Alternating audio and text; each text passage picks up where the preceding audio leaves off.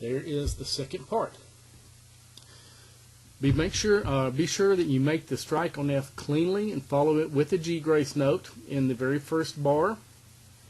Watch for the E to D crossing noises. If you're having problems with that, go back to the video on that or find you some exercises and work on that. Bars 5, 6, and 7, same as on the first part. And then that last low A, make sure you give it a full 6 beats if you're counting in 6/8 time. If we're counting 1, 2, 3, 4, 5, 6, I'll keep my leg going and play a little bit of it in that time.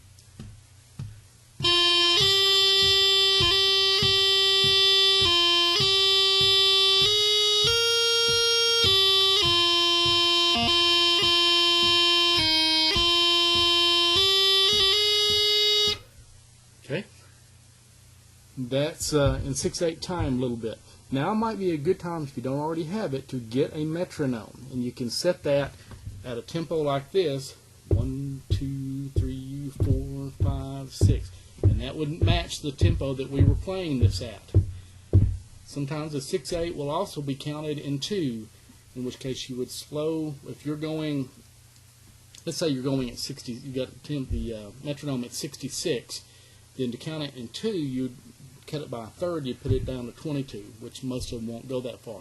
But it'd be dum, bum, bum, bum, bum, bum, bum.